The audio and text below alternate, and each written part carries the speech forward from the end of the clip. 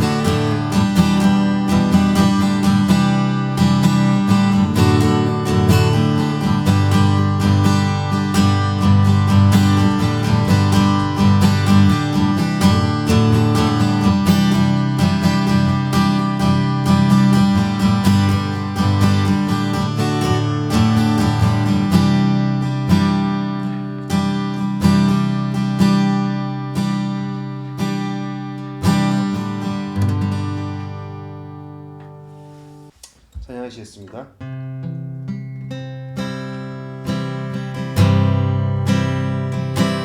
주의 거룩하신 생각할 때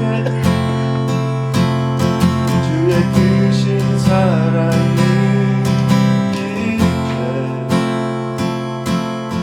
주의 영광의 빛 나의 생활 비춰주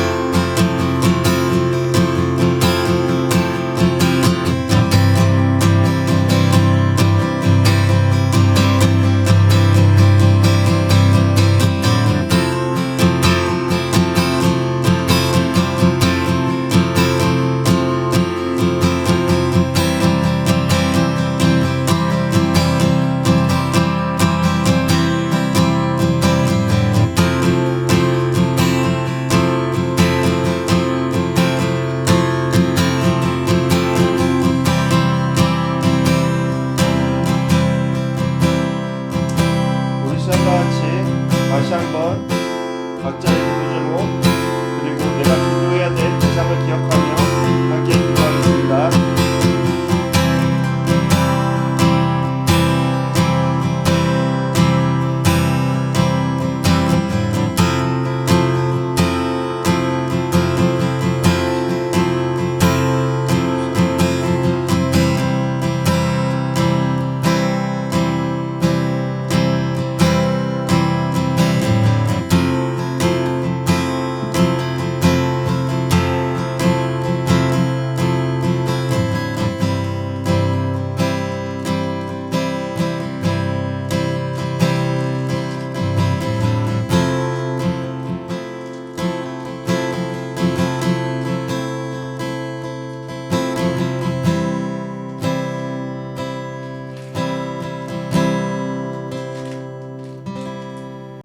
부르시면서 준비하신 예물 올려드리겠습니다.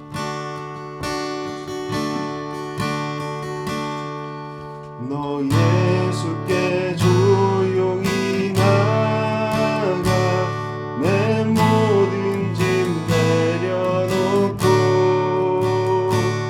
주 십자가 사랑을 믿어 제사함을 얻어받으라.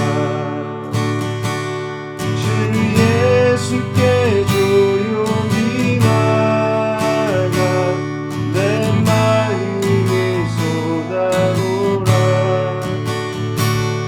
은밀히 오시는 주님 그 은혜를 베푸시니 주 예수의 은혜를 믿어 내 슬픔이 없어지니 내 이웃을 사랑하여 너 받은 것 터져주라. 주 예수께 조용히 나가 내 마음을 쏟아놓으라.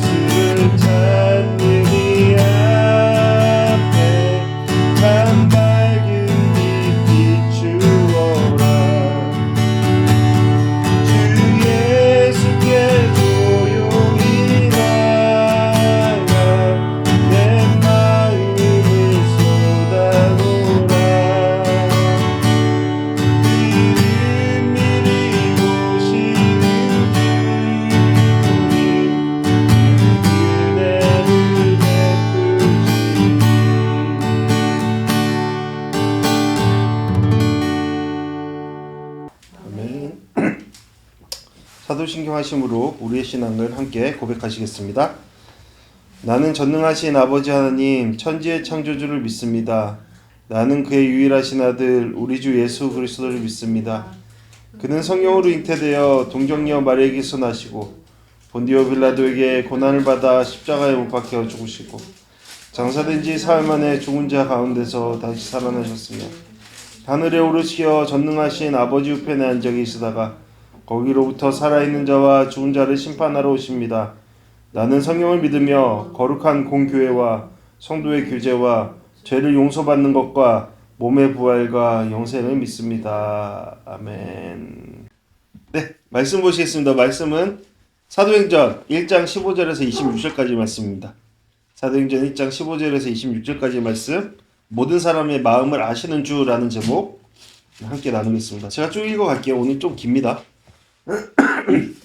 그 무렵 모인 사람들이 약 120명쯤 됐는데 베드로가 형제들 가운데 일어나 말했습니다. 형제들이여, 예수를 체포한 사람들의 앞잡이가 된 유다에 관해 성령께서 다윗의 입을 통해 미리 말씀하신 성경이 이루어질 수밖에 없었습니다. 그는 우리 가운데 속했던 사람이었고 이 직무의 한 목을 담당했던 사람이었습니다. 유다는 자기 불의의 대가로 밭을 샀는데 거기서 그는 곤두박질에 배가 터지고 내장이 온통 밖으로 쏟아져 나왔습니다.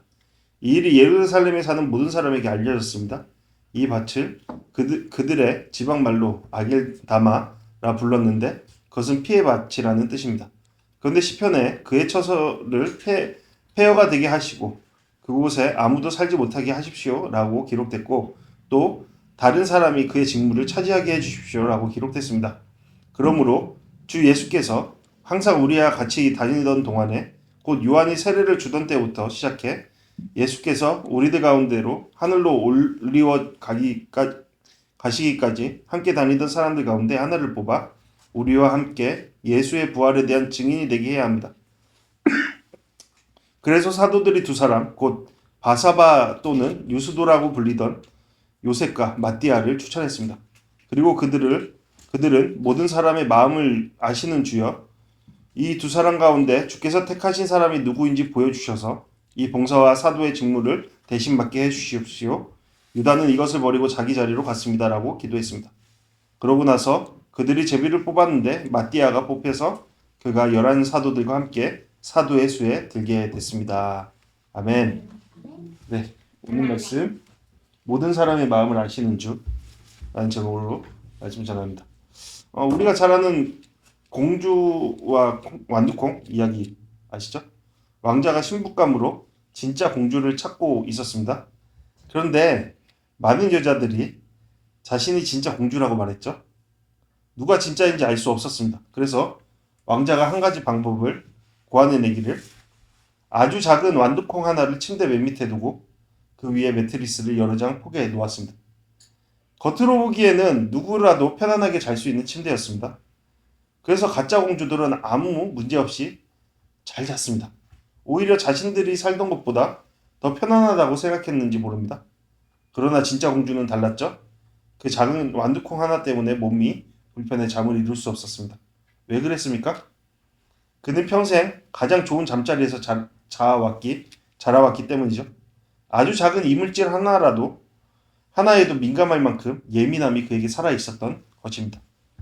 저는 이 동화를 읽을 때마다 제 몸 상태를 떠올리게 되는데요. 운동선수를 할 때는 생각해보면 몸의 작은 변화에도 민감했습니다. 체중이 조그만 변화에도 몸의 변화를 느꼈고 컨디션이 미묘하게 달라져도 금방 알 수 있었습니다. 그래서 먹을 것 하나, 자는 것 하나 신경을 그렇게 썼습니다.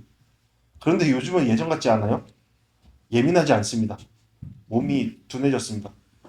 뚱보균이 나의 몸을 차지하는 바람에 이제 잘 느낄 수가 없어요.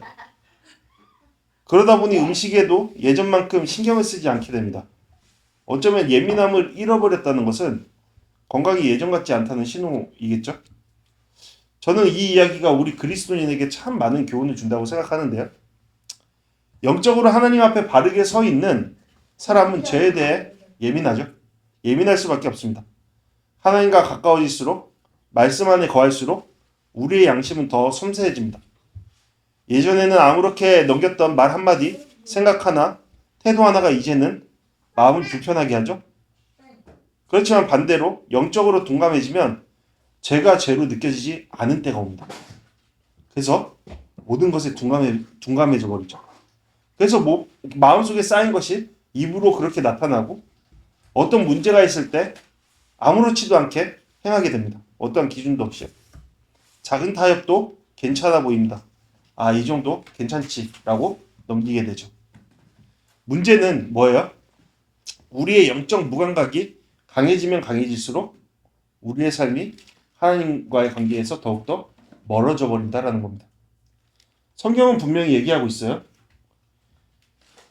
그런데도 구해도 얻지 못하는 것은 여러분이 정욕에 쓰려고 잘못된 동기로 구하기 때문이다. 여호와께서는 악인을 멀리하시지만 의인의 기도를 들으신다. 내 마음에 혹시 죄를 품고 있었다면 주께서 듣지 않으셨을 것이다. 우리의 죄악됨이 결국에는 하나님과의 관계를 멀리하게 하고, 그리고 어떻게 한다고요?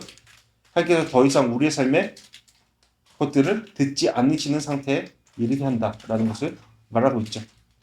네, 여기에서 시편 66편 18절 다윗의 고백을 생각해 봅니다. 다윗은 여기에서 죄를 품었다라고 말하고 있어요. 이것은 단순히 죄를 지었다는 말이 아니라 그 죄를 보고도 붙들고 있었다라는 의미죠. 제가 똥복균을 계속 붙들고 있는 것과 같이, 웃겨요? 네, 죄를 붙들고 있는 거죠. 죄와 친구가 되어버린 겁니다. 죄를 가볍게 여기고 타협하고 마음에 그대로 두고 있으면서 하나님께 기도하는 것, 그것은 어떻게 된다고요? 성경은 그것이 하나님의 응답을 가로막는 장애물이 된다라고 말하고 있습니다. 여러분, 이스라엘의 초대왕 사울이 바로 그랬죠. 하나님께서는 아말렉과의 전쟁에서 모든 것을 멸하라고 명령하셨습니다. 그런데 사울은 어떻게 했나요? 좋은 것은 남겨뒀습니다. 그리고 아가왕을 살려뒀습니다. 살찐 짐승들은 좀 이렇게 아껴두었습니다. 순종은 했으나 완전히 순종하지 않았죠. 순종하는 것 같으면서도 순종하지 않았던 겁니다. 그러자 어떻게 됐죠? 사무엘 선지자가 와서 이런 말을 합니다. 여호와께서는 여호와의 음성을 순종하는 것보다 번제와 다른 제사들을 기뻐하실 것 같습니까? 순종이 제사보다 낫고 귀 기울이는 것이 순양의 기름보다 낫소. 거역하는 것은 뭐라고요? 순종하지 않는 것은 점치는 죄와 같고 교만은 우상을 섬기는 악과 같은 것이요. 여러분, 당시에 우상 숭배가 어느 정도로 받았는지 아시죠? 당신이 여호와의 말씀을 거역했기 때문에 그분은 당신을 버려 왕이 되지 못하게 하셨소. 우리의 악이 어떻게 된다고요? 하나님과의 관계를 점점 멀리하게 되고 결국에 하나님과 전혀 상관없는 자리에 우리를 놓게 된다라는 겁니다. 예수님도 같은 맥락에서 말씀하셨죠. 예물을 드리기 전에 형제와 화해하라고 말씀하십니다. 예배보다 먼저 해결할 것이 있다면 하고 난 뒤 하나님께로 나오라고 말씀하십니다. 왜 그럴까요? 죄에 대한 조정 없는 예배, 기도는 헛수고이기 때문이죠. 우리의 민감성 없는 삶의 모습, 죄와 친구된 삶의 모습을 그대로 추구하면서 주님 앞에 나와서 예배해봤자, 기도해봤자 주님은 그 예배를, 기도를 받지 않으신다라는 겁니다. 여러분, 제가 지금까지 한 말에 대해서 여러분 처음 들어보시는 말씀입니까? 우리 너무나 숱하게 많이 들어왔죠. 그런데 우리의 지금의 모습은 어떠합니까? 우리가 그동안 드렸던 예배의 모습들은 어떠합니까? 그걸 생각해 봐야 되죠. 분명한 것은 우리가 드리는 예배 이전에 우리의 거룩한 삶과 마음의 준비가 매우 중요하다라는 것이죠. 이러한 사실을 오늘 말씀을 통해서도 발견할 수 있습니다. 준비된 예배, 준비된 기도의 중요성. 오늘 말씀은 지난 시간에 예수님의 말씀에 순종하여서 한마음으로 모여서 기도에 전념하던 중에 일어난 사건입니다. 기도하던 중에 갑자기 예수님의 제자였던 베드로가 일어납니다. 그러면서 말하죠. 예수를 넘겨준 유다를 대신하여서 다른 한 명의 사도를 선출해야 한다. 그러면서 베드로는 우선적으로 그 다음 단계로 넘어가지 않고 유다의 배신과 죽음이 다윗을 통해 미리 예언하신 성경이 이루어진 사건이라는 것을 분명하게 짚고 넘어갑니다.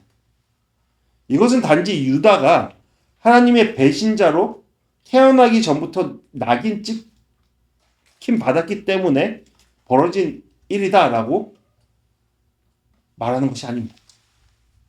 우리가 복음서의 기록을 통해서 알 수 있는 것처럼 유다에게는 여러 회개의 기회가 있었죠.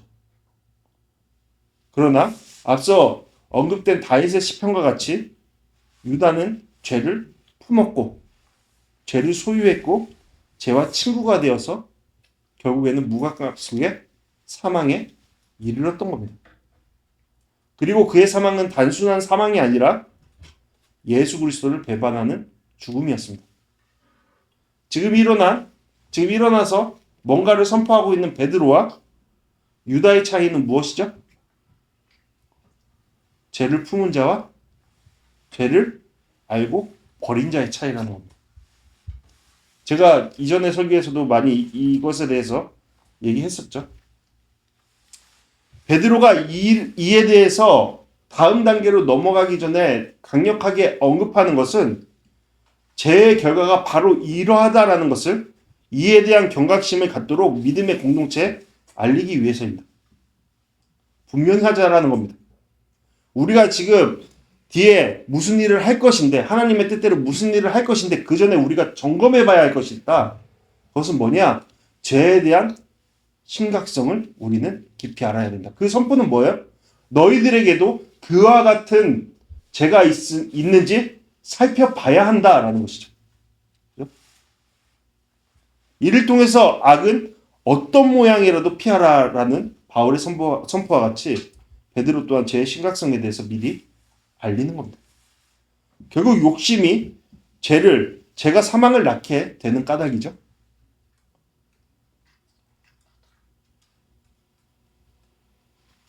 실제 모델이 있잖아요. 유다. 베드로는 자신을 포함한 모든 제자들도 자칫 유다의 길을 걸을 수 있다는 사실을 다시 한번 상기시킨 겁니다. 여기에서 생각해봐요. 저는 이전의 제자들은 유다와 함께 지내면서 동고동락하면서도 그의 제대인 상태, 특이점을 전혀 발견하지 못했습니다.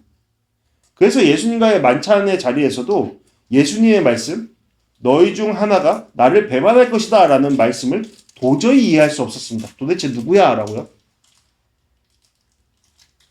유다가 자신을 철저히 속였다라기보다는 그들 또한 별다른 삶의 모습을 취하고 있지 않았기 때문이겠죠. 쉽게 말해서 제가 요즘에 이런 표현을 좀 자주 쓰는데 그 나물에 그 밥이다. 네, 그런 상태였기 때문에 이들은 전혀 그것에 대해서 인식하지 못하는 상태에 있었던 겁니다. 그만큼 그들은 삶의 죄에 대한 예민함이 없었던 것이죠. 그리고 당시 그들을 대표했던 자가 누구였어요? 베드로였죠. 베드로도 유다만큼이나 고만고만한 삶을 살았습니다. 물론 달랐겠죠. 그러니까 결과도 달랐겠고요. 그런데 여러분, 오늘 말씀에서의 베드로는 전혀 다른 모습을 취하고 있죠. 불과 약 2달 전에 그의 모습과는 완전히 딴판입니다. 그는 이제 죄의 심각성을 철저히 깨달은 상태로 죄에 대한 예민함을 지니고 있습니다. 그래서 유다의 죄에 대해서 분명히 알고 심각성을 알고 그것을 경각심을 주기 위해 선포하고 있는 것이죠. 왜요? 그가 이제는 거룩함을 추구하는 자가 되었기 때문이죠. 제 말이 잘 들어오시죠?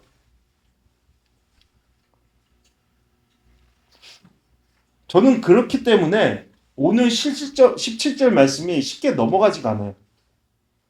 왜냐하면 유다는 예수님의 제자 가운데 속해 있던 자였고 그 안에서 중요한 직무를 수행했던 자였습니다. 그럼에도 그의 결말은 어떠했죠? 이러했습니다. 피해 마치 그의 자리였죠. 여러분 그렇다면 지금의 교회는 어떻겠습니까? 외부적으로 보기에 중요한 직무를 수행하는 듯 보입니다. 예수님을 찬양하고 하나님을 믿는다고 고백하고 뜨거운 예배 속에 있기 때문에 마치 예수님을 따르고 예수님을 믿는 자처럼 보입니다. 그러나가 붙죠. 그러나가 될 수도 있는 겁니다. 뭘 통해서요? 그의 마음의 상태. 마음의 상태를 통해서. 앞서 유다의 죽음에 대한 언급을 통해서 제 심각성을 알린 베드로는 이제 본격적으로 자신이 일어난 이유를 설명하죠. 바로 유다의 공백을 메우기 위해 사도 한 명을 선출해야 한다는 것이었습니다. 목적은 분명하죠. 예수의 부활에 대한 증인의 역할을 하기 위해 유다의 리더십의 공백을 메워야 한다. 그리고 이러한 베드로의 생각은 단순히 그의 머리에서 나온 것이 아니라 성령님의 인도하심에 따라서 나왔다라는 것을 알 수 있죠. 120여 명의 제자들이 모여서 함께 기도할 때 하나님께서 베드로에게 그 말씀을 주신 것이죠. 여기서 주목할 것은 주님의 뜻이 어디로부터 시작되는가 하는 것이죠. 그것은 바로 살아계신 말씀을 통해서 시작된다는 겁니다. 이 말은 뭐냐면 우리식으로 표현해보죠. 베드로의 입장에서 하나님은 말씀하십니다. 하나님 우리에게 그분의 뜻을 전달하십니다. 그런데 그것을 무엇을 통해서 전달하신다고요? 우리가 가진 하나님의 살아계신 말씀입니다. 우린 그렇게 고백하죠. 따라서 이것은 베드로의 말이라기보다 하나님의 말씀이라고 할 수 있죠. 이어지는 말씀을 통해서 분명히 발견할 수 있습니다. 베드로는 시편 69편 25절을 인용해서 유다의 죽음은 하나님의 심판으로 인한 것임을 말합니다. 그는 이로우신 예수님의 대적이었습니다. 또한 시편 109편 8절을 통해서 대적 유다의 자리가 다른 이에게 넘겨졌음을 말하고 있습니다. 네, 이러한 말씀이 바로 유다의 말에 그대로 베드로의 말에 그대로 나타나 있는 겁니다. 그래서 이러한 말씀에 따라 우리가 이제는 하나님의 말씀에 입각하여서 다음 단계로 넘어가야 된다. 곧 우리와 함께 증인의 역할을 할 리더십, 사도를 한 명 선출해야 된다. 그것을 선포하고 있는 겁니다. 무엇을 통해서요? 하나님께서 그에게 말씀하신 바를 통해서요. 여러분 한마음 한뜻으로 그 자리에 있던 이 사람들의 반응은 어떠했을 거예요? 이 말에? 웅성웅성했을까요? 아니요. 뜻을 같이 합니다. 그들 또한 그 말에 그 건의에 동의합니다. 그들이 한마음 한뜻으로 그 자리에 있었기 때문이죠. 사람들은 베드로의 말에 따라 두 사람을 추천합니다. 이 두 사람은 그 자리에 함께한 모두가 신앙적으로 잘 알고 존경할 만한 자들이었음이 분명하죠. 여기에서도 마찬가지가 적용이 되는 거예요. 사람들이 이 두 사람을 추천하는 것은 누구에 의해서 배우가 누구다? 하나님이 계신다. 하나님에 의해서 그들이 일을 하고 있는 겁니다. 우리 그것을 배워야 돼요. 교회란 어떻게 움직이는 것이다? 우리의 배후에 계신, 우리의 주도권을 가지고 계신 하나님에 의해서 움직이는 것이다. 교회는 그렇게 운행되는 것이다. 사람의 주장, 사람의 경험, 사람의 의견이 앞서는 것이 아니라 살아계신 하나님의 역사하심을 통해 움직이는 것이다. 그들은 바로 이렇게 그 일을 진행하고 있죠. 자, 두 사람을 추천합니다. 이 사람들이 적합할 것 같습니다. 라고 두 사람을 칭찬할 만한 두 사람을 추천합니다. 그런데 거기에서 끝나지 않죠. 어떻게 해요? 이 모든 선택권을 주님 앞에 올려드립니다. 무엇을 통해서? 기도를 통해서. 주님의 계획하심에 따라 주님의 택하신 사람이 누구인지를 보여달라고, 그러함으로 사도의 자리를 대신할 자를 올바로 선택할 수 있도록 도와달라고 기도하죠. 여기에서 중요한 게 뭐예요? 그들은 분명 하나님께서 그들의 기도를 들어주실 것임을 마음 깊이 믿었다라는 것이죠. 그들 모두 자신들의 마음 깊은 곳을 아시고 감찰하시는 주님께서 이 모든 자를 대표할 한 사람을 택하여 주심을 믿었습니다. 하나님께서 우리의 모든 사람의 마음을 아신다. 이 모든 사정을 아신다. 저는 이 말씀을 보면서, 이 전체 말씀을 보면서 우리 또한 이러한 위치에 있는가를 되돌아봅니다. 우리의 선택 또한 여기에서 기도하는 이들의 심정으로 하고 있는가? 분명하서 유다를 대체할 자는 누구예요? 유다가 죄를 품었던 것과 같이 살아가는 자가 아니라 예수 그리스도를 품고 살아가는 자, 그것을 소망하는 자다라는 겁니다. 왜 이 사람들이 추천하고 선택할까요? 그들 모두의 방향성이 거기로 정해졌기 때문이죠. 죄를 품는 삶이 아니라 예수 그리스도를 품는 삶이에요.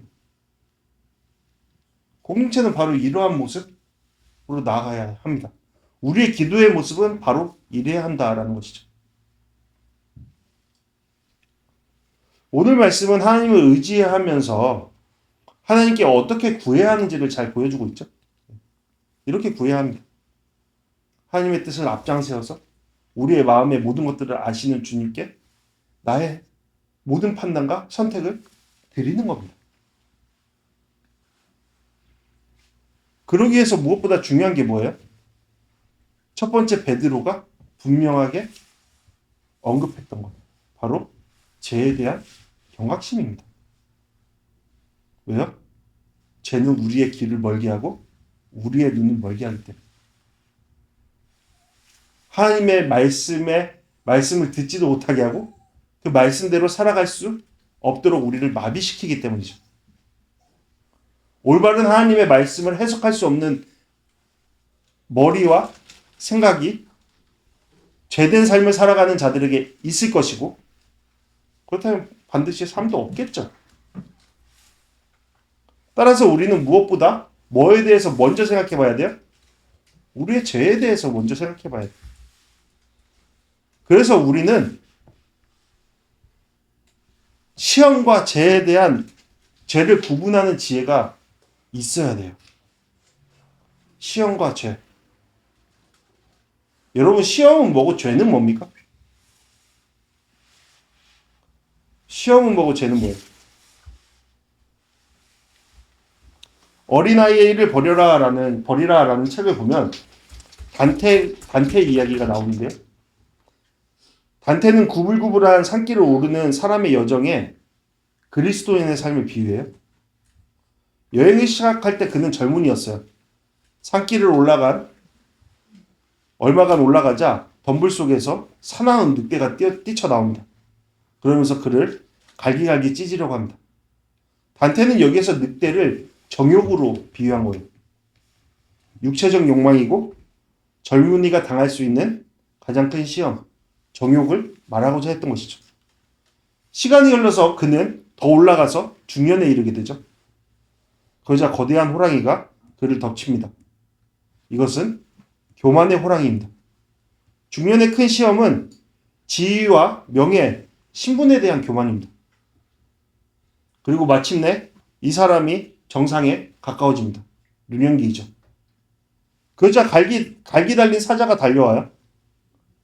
이는 노년의 큰 시험인 돈과 재정적 안정입니다. 단테는 이렇게 삶의 세 가지 큰 시험을 말하면서 그리스도의 삶에는 시험 없는 단계가 없다라는 것을 말합니다. 뭐 어떤 단계요? 시험 없는 단계가 없다. 우리는 매 순간 시험이다라는 것을 말하는 것이죠. 아무리 성령 충만해도, 아무리 하나님의 뜻대로 살고 있다 해도, 거룩하고 성숙하여도 어떤 형태로도 우리는 시험에 직면하고 있다라는 것이죠. 슬픈가요? 네, 맞습니다. 하나님께서는 신자의 삶에 시험을 허락하십니다. 그것이 우리가 살아가는 삶의 모습입니다. 모양입니다. 우리의 인생에는 분명 시험이 끊이지 않아요. 관계에서 오는 것, 물질에서 오는 것, 여러 유혹에서 오는 것, 욕망에서 오는 것. 그러나 야고보서의 말씀과 같이 하나님은 누구도 악을 행하도록 유혹하지는 않으십니다. 시험은 허용하시되 그 시험에 빠져서 그 시험에 매몰되고 그 시험에 마비되는 삶으로 유혹하시지 않는다라는 것이죠. 왜 그럴까요? 하나님의 성품과 완전히 반대되는 것이기 때문에.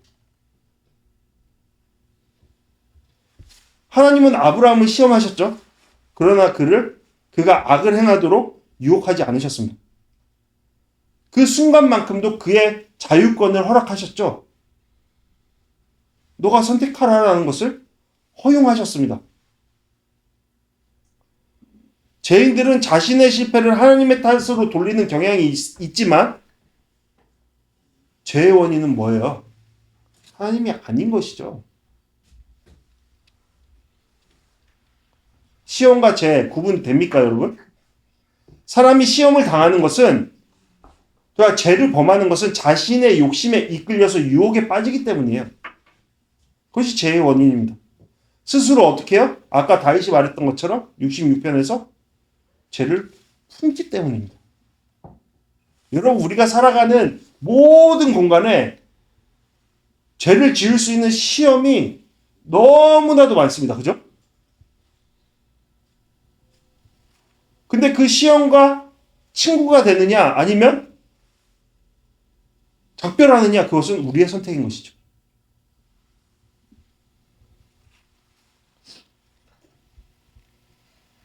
죄를 품기 시작하면 어떻게 된다고 이야기하죠? 그것이 잉태해서 죄를 낳고 죄가 자라서 결국에는 사망을 낳는다라고 얘기하죠. 그리고 결국에는 어떤 자리에 서는 거예요? 스스로를 속이는 자리에 서버리는 거예요. 무서운 지경에 서버리는 겁니다. 가망이 없는 상태가 돼버리는 거죠. 새가 머리 위로 나는 것은 막을 수 없지만 머리에 둥지를 트는 것은 막을 수 있다. 마틴 루터의 말입니다. 루터는 이를 통해서 시험과 죄의 차이를 설명하려고 해요. 우리 삶에 유혹이 있는 것은 우리의 죄가 아니에요. 그죠? 그건 죄가 아닙니다. 죄는 뭐예요?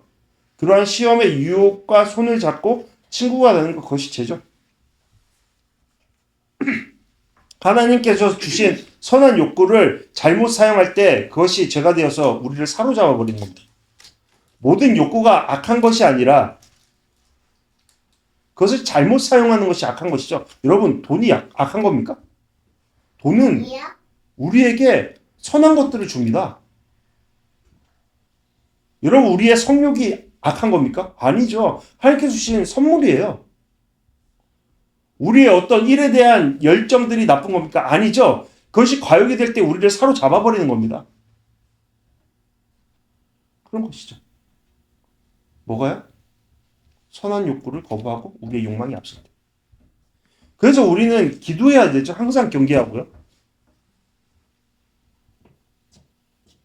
여러분, 기독교인으로서 새가 머리에 둥지를 틀게 하지 않는 삶을 살기 위해서 가장 중요한 것은 뭘까요? 저는 그 무엇보다 앞서는 것이 하나님을 경외하는 삶이라고 생각합니다.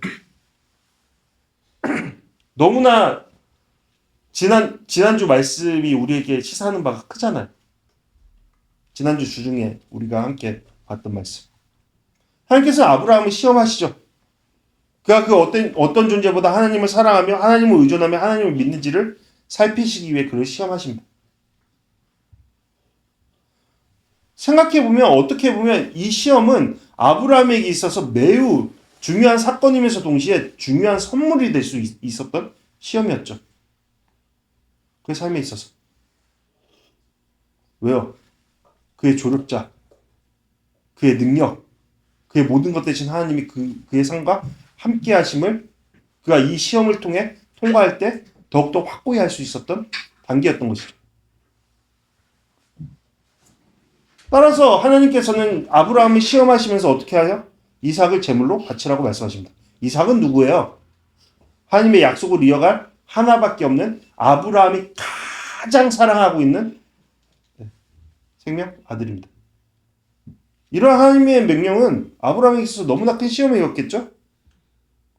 어쩌면 하나님께서 주신 놀라운 축복이 그에게 미끼가 되어서 그를 완전히 무너뜨릴 시험의 도구가 될 수도 있었던 겁니다. 그러나 아브라함은 어떻게 했죠? 하나님을 믿음으로 하나님을 선택하죠. 그 과정이 괴롭고 힘겨웠으나 우리 말씀을 통해서 확인했죠. 주님 뜻대로 그는 나아갑니다. 주님 말씀대로요. 이해가 되지 않아도 가죠. 갑니다. 히브리서 말씀에 따라 아브라함은 죽은 사람도 살릴 수 있는 하나님의 능력을 믿는 믿음이 그에게 있었던 것이죠. 이게 뭐예요? 하나님을 경외하는 마음. 하나님만이 옳으시다라는 그러한 믿음입니다. 그러므로 아브라함은 여호와 이레의 축복을 경험하죠. 이것이 우리에게 전해주는 바가 크죠. 우리는 이러한 삶을 살아내야 합니다. 그죠? 시험이 우리를 이기지 못하도록요. 요한복음 12장 말씀을 보면요. 많은 이들이 예수 그리스도를 믿지 않았던 이유를 보여주는데요. 예수님은 자신의 하나님 되심을, 구원자 되심을 나타내 보이십니다. 그러면서 여러 증거를 보이시죠. 그들 가운데. 나 하나님의 아들이다 라고, 나 구원자다, 나를 믿어라, 나를 영접해라 라고요. 이사야 선지자의 예언과 같이 예수님은 눈이 멀고 마음이 무딘 그들을 향해서, 그 패역한 인간들을 향해서 악에서 돌아오게 하시기 위해서 마지막 한 사람이라도 구원의 자리로 이끄시기 위해서 그 마음으로 진리의 말씀을 그 삶으로 몸소 실천해 보이시고 나타내 보이시죠. 어떻게 오병이의 기적도 일어나게 하시고 병든 자도 고쳐주시고 귀신 들린 자도 그들 앞에서 고쳐주시고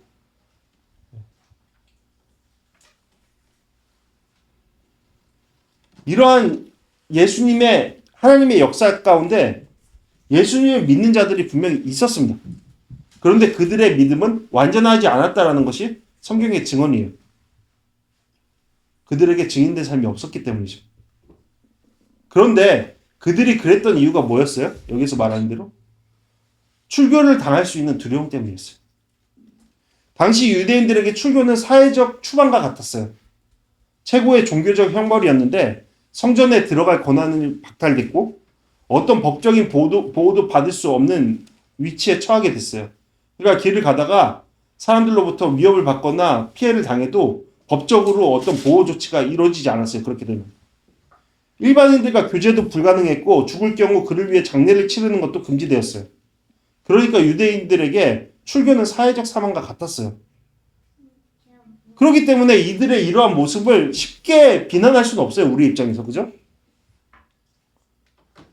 그런데 여러분 생각해 보세요. 오늘 말씀에 120명의 제자들 또한 그런 위기에 있었다는 것을 생각해 보세요. 그럼에도 그들은 함께 모여서 예수님을 주로 고백하고 기도의 자리에 있습니다. 그것도 어디에서요? 성전이 있는 예루살렘 한 복판에서요. 그들의 모습에는 출교나 그 외의 핍박이 전혀 영향을 끼치지 않는 것처럼 보여요. 그죠? 어떻게 그럴 수 있었을까? 성경은 근본적인 이유에 대해서 분명히 말합니다. 43절 말씀. 하나님의 영광을 더 사랑하느냐, 사람의 영광을 더 사랑하느냐의 차이인 것이죠. 영광을 뜻하는 헬라어 독사는 능력, 판단, 생각을 뜻합니다. 그러니까 하나님의 능력을 믿느냐, 사람의 능력을 믿느냐, 하나님의 판단을 믿느냐, 사람의 판단을 믿느냐, 하나님의 생각을 믿느냐, 사람의 생각을 믿느냐, 그것이 차이를 만든다라는 겁니다.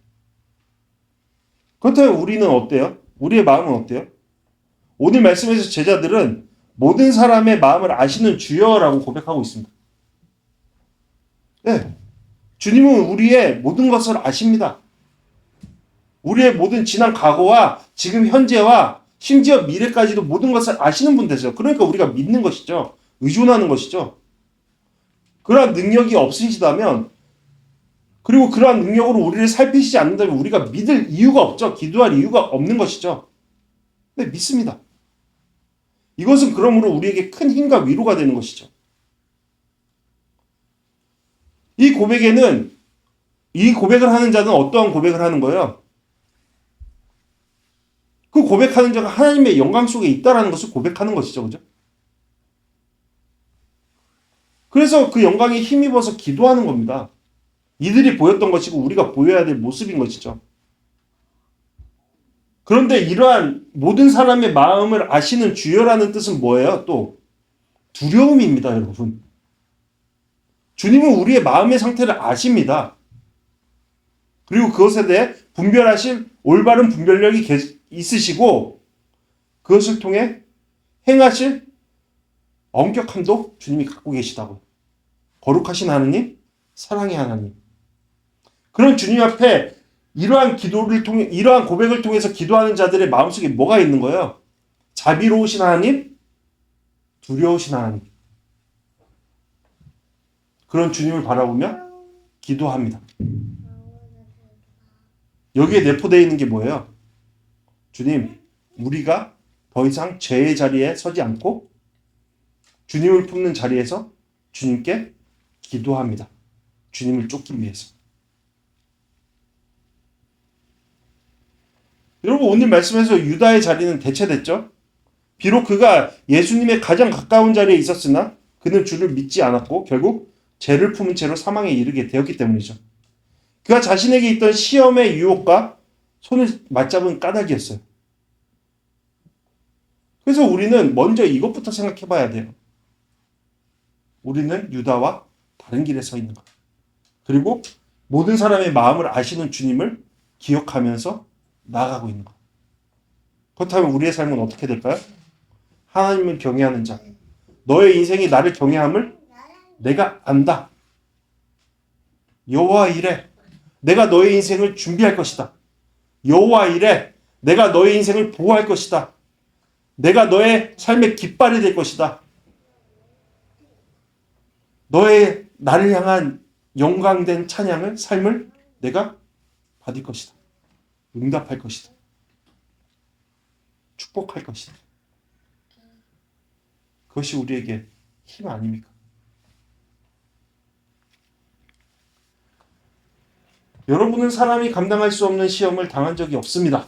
하나님은 신실하셔서 여러분이 감당하지 못할 시험은 허락하지 않으시며 시험을 당할 때도 피할 길을 마련해 주셔서 여러분이 능히 감당할 수 있게 하십니다. 여러분, 우리의 삶의 과정에 온갖 시험이 있습니다. 그 시험은 우리에게 축복일 수도 있고 저주일 수도 있습니다. 그 시험을 통해 우리가 주님을 바라볼 때 우리의 삶은 더욱더 주님께서 예비하신 축복된 삶으로 나아가게 됩니다. 하지만 그 시험과 우리가 함께 손을 잡고 친구가 될 때 우리는 더 이상 하나님 앞으로 나아갈 수 없는 존재로 살아가게 됩니다. 여러분, 우리는 무엇을 선택해야 합니까? 그것에 대해서 답할 수 있는 우리의 삶의 모습 되었으면 좋겠습니다. 삶의 기도가 우리 가운데 함께 있었으면 좋겠습니다. 여러분, 죄를 두려워하십시오. 사람이 아닌 하나님을 두려워하십시오.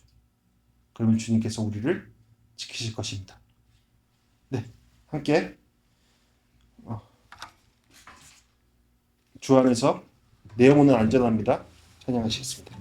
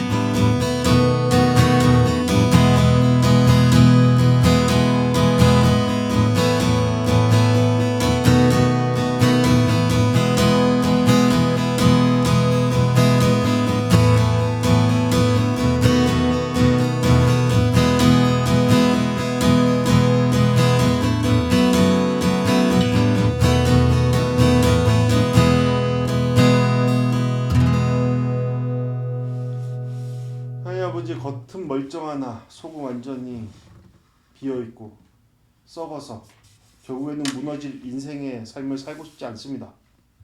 주님께서 말씀대로 말씀하신 바 그 말씀에 따라 살아감으로 주님의 말씀이 우리의 삶의 현장에서 이루어지는 것들을 경험하고 싶습니다. 주님의 은혜를 경험하고 싶고 주님의 돌보심을 경험하고 싶고 주님께서 뜻하신 바를 우리의 삶 가운데 이루심을 경험하고 싶습니다. 그런 교회가 됨을 경험하고 싶습니다. 그러므로 주님 앞에 기도합니다. 주님, 우리의 삶이 주님의 뜻을 거부하는 것, 주님의 생각과 주님의 뜻과 반대되는 것을 선택하는 것을 거절할 수 있는 지혜와 용기 허락하여 주시옵소서. 그러므로 거룩한 백성다운 모습으로 주님을 닮아가는 제자다운 모습으로 주님을 예배하고 주님께 기도하고 주님의 일을 행할 수 있는 귀한 한 사람, 공동체 될 수 있도록 주님 함께 하여 주시옵소서. 주님, 우리의 일용할 양식을 위해 기도합니다. 주님, 우리의 이 일용할 양식을 주님 앞에 올려드립니다. 주님, 모든 것들을 채우시는 주님을 경험하길 원합니다. 모든 것을 이루시는 주님을 경험하길 원합니다. 우리의 생각보다 더 큰 주님의 계획하심을 이루시는 주님을 경험하길 원합니다. 주님, 우리의 마음 깊숙한 곳까지 살피시는 주님 되심을 고백합니다. 서로가 서로를 알지 못하는 그 자리까지 함께 하시는 주님을 경험하길 원합니다. 주님, 우리와 함께 하시옵소서. 우리를 지켜주시옵소서. 우리를 올바른 길로 인도하여 주시옵소서. 이제는 우리 주 예수 그리스도의 은혜와 아버지 하나님의 사랑하심과 성령 하나님의 감화로 충만하심이 이 자리에 모인 우리 가운데 함께 하시기를 간절히 축원하옵나이다. 아멘.